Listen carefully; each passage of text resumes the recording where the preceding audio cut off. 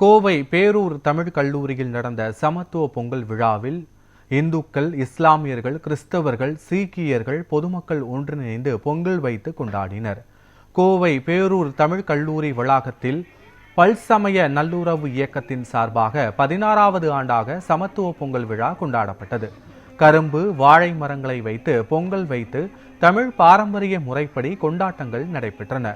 இந்துக்கள், இஸ்லாமியர்கள், கிறிஸ்தவர்கள், சீக்கியர்கள் ஒன்றிணைந்து பொங்கல் வைத்தனர். விழாவில் ஆடல் பாடல்களுக்கு நடனமாடி கண்ணை கட்டிக்கொண்டு பானையை உடைத்து கொண்டாட்டங்கள் நடைபெற்றன.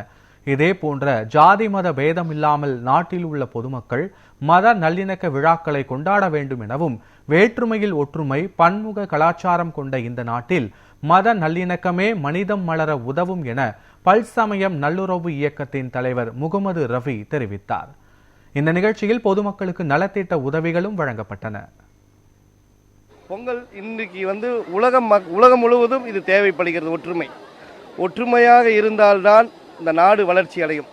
அவரவர்களுக்கு இவர் சிங்கு இருக்காரு, இவர் சிங்கு கோயிலுக்கு போவார், சாமி இருக்காரு, அவருடைய கோயில் வழிபாட்டை நடத்துகிறாரு, இமாம் இருக்காரு, அவருடைய வழிபாட்டை நடத்துகிறார். வழிபாடுகள் எல்லாம் நாம் தனியாக வழிபாடுகள் என்பது கடமை, கட்டாய கடமை. நாம் ஒற்றுமை என்பதுதான் இன்னைக்கு உலகம் முழுவதும் தேவைப்படுகிறது. அது தமிழ்நாட்டுக்கு இன்றைய தேவையாக இருக்கிறது. ஏன்னா நம்ம அண்ணன் தம்பிகளாக, சகோதரர்களாக தான் எங்களுக்குள் எந்த ஒரு வேற்றுமைகளை மறந்து நாங்கள் நண்பர்களாக, சகோதரர்களாக பழகி கொண்டிருக்கிறோம். அது இப்பொழுது நாட்டுக்கு தேவை, இந்தியாவுக்கும் தேவை. அது தொடர்ந்து நாங்கள் செய்து கொண்டிருக்கிறோம்.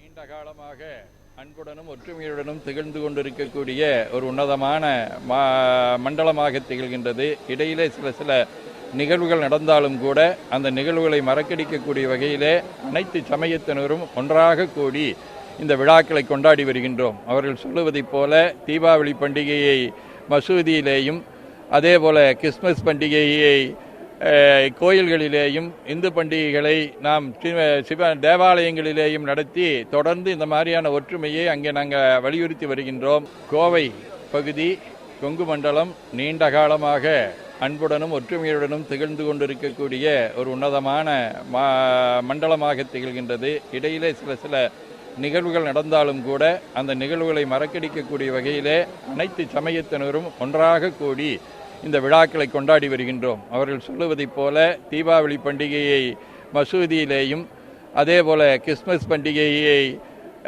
கோயில்களிலேயும், இந்து பண்டிகைகளை நாம் தேவாலயங்களிலேயும் நடத்தி தொடர்ந்து இந்த மாதிரியான ஒற்றுமையை அங்கே நாங்கள் வலியுறுத்தி வருகின்றோம்.